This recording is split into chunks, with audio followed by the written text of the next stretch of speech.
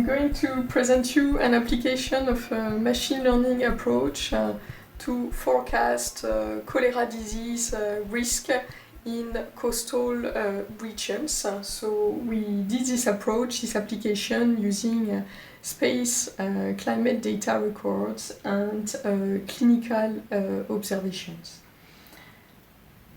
So first I'd like to present you the scientific team behind this work. Myself, I'm Marie-Fanny Racco. I'm a scientist working at the Plymouth Marine Laboratory.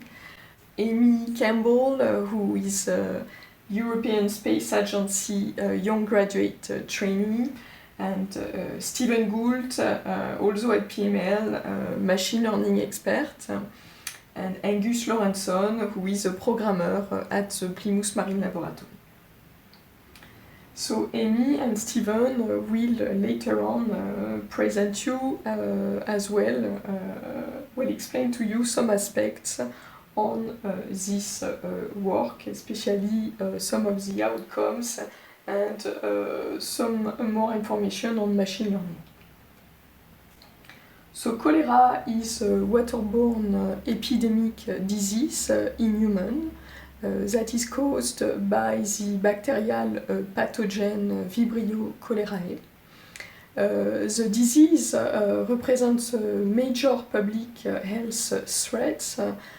Each year, globally, we have between 1.3 to 4 million cases that are reported, and between 21,000 to 143,000 fatalities.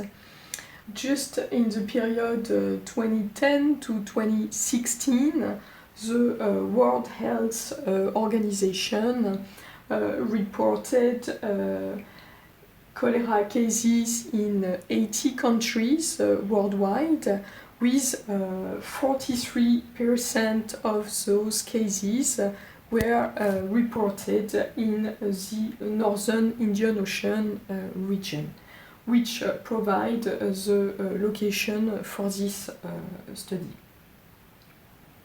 So the bacteria, Vibrio cholerae, can survive in the environment, and it can also survive in humans. So the disease has really two main transmission routes, either direct route, so from human to human, or an indirect route from the environment to the human. In the environment, the bacteria can be found as free-floating bacteria among other living organisms in the water, but it can also be associated to an environmental host, so another living organism in the water. For instance, it can be attached to microscopic vegetal cells called phytoplankton that we find in the water, in the coastal environment. And it can also be attached to an animal plankton, which we call zooplankton. The bacteria can also be attached to sediments at the bottom of the water. So these bacteria, they survive at their best under warm temperature and moderate salinity and moderate turbidity. So very good environments for them can be coastal and estuarine regions and brackish waters. And a number of relationships have been established between the bacteria and, as I mentioned, temperature, salinity, and other climate drivers. But these relationships are complex. They can interact together to provide a good environment for the bacteria.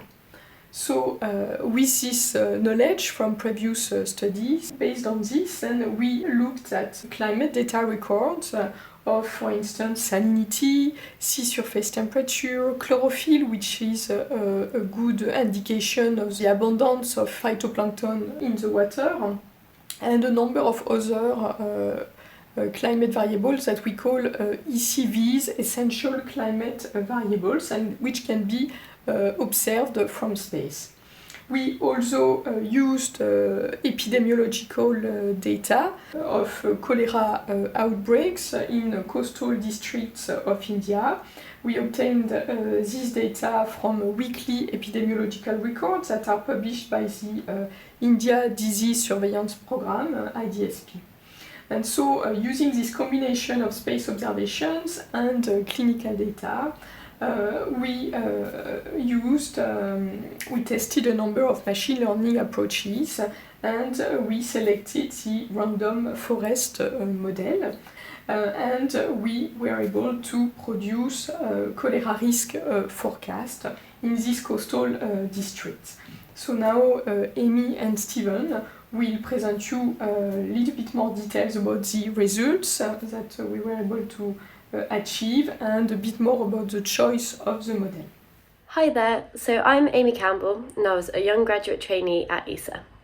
So here we have the essential climate variables generated from satellite-derived data that we tested as inputs into the model. So monthly averages of these for each district in coastal India were merged with the outbreak data so we could start identifying associations. Not all of these variables ended up in the final analysis. We used permutation analysis to identify which variables were perhaps providing similar information and then remove those duplicates, so our final variables ended up being sea surface salinity, chlorophyll A concentration, which comes under ocean colour, soil moisture, sea level and land surface temperature. We also added 2 new features to give our model even more information, so a season encoder and a location encoder, so east or west coast, as India exhibits large monsoonal seasonality and the hydroclimatic impacts of that can be quite different on either coast. So in terms of our random forest model, we first split all our data randomly, with 30% saved to be tested later. That other 70% was used to train our random forest model, so it can start to understand the relationships. So once we'd refined the model, we could then test it on the unseen 30% of the data to see if it were able to predict the outbreaks in that data set. So it does this by making 50 different decision trees, which come to a conclusion whether there was an outbreak or not, based on all the climate variables and feature values for that district in that month, and then averages over those 50 trees to come up with a final prediction. As our outbreak data was quite sparse due to cholera outbreaks being notoriously underreported, we used an oversampling technique that generates synthetic instances of outbreaks based on K nearest neighbours to give us more data to test. So here are the results we got when we tested the trained random forest model on our unseen test data set. So of the 247 outbreaks, our model was able to correctly identify 221 of these, while missing 26 and overestimating just 1 here. This graph here shows quite promising results. So the distance of the red line, the model, from the baseline, this blue line, suggests that the model was able to strongly distinguish between outbreaks and months that didn't see any outbreaks. And down here are the results of 3 different accuracy metrics for each particular season. So we found that although the model was made to be applicable to any season, due to the inclusion of the season encoder, it was most sensitive to outbreaks in the pre-monsoon months, so March to May, which is promising as our India cholera dataset showed that this was the season with the most outbreaks anyway, and we could detect 93.3% of those. And finally, here's a visual display of those 3 different accuracy metrics when our model was tested on individual coastal districts in India. There doesn't seem to be any kind of east or west divide, so the model seemed to perform equally well on either coast, likely due to that inclusion of that location encoder. But the general trend is that it did perform better in areas where there were more outbreaks reported to test. So next, Stephen will be discussing in a little more detail the machine learning method and process. Hi, my name's Stephen Galt. I'm a machine learning scientist at Plymouth Marine Laboratory. So as Amy's already said, the random forest was the most accurate of the machine learning methods that we evaluated for this work. We also evaluated a decision tree and a multi-layer perceptron, which is a form of neural network. So in these graphs, the green is the random forest, the blue is a decision tree, and the orange is the neural network, which is the multi-layer perceptron.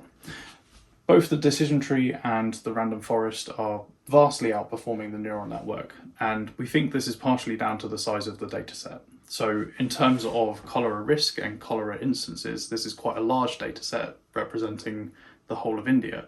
But for machine learning methods, it's quite limited. Generally, we would expect to have thousands of instances, and this means that we have had to be quite cautious about the approaches that we've used with machine learning. We've also had to implement several handcrafted features for the random forest and for the decision tree to make sure that we get the best accuracy.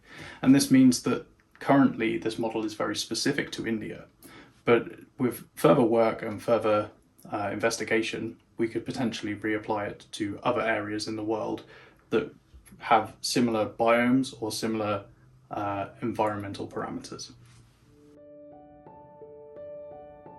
Seen the huge potential of machine learning models to analyze in combination satellite climate data records and clinical data in order to predict cholera risk in coastal environments.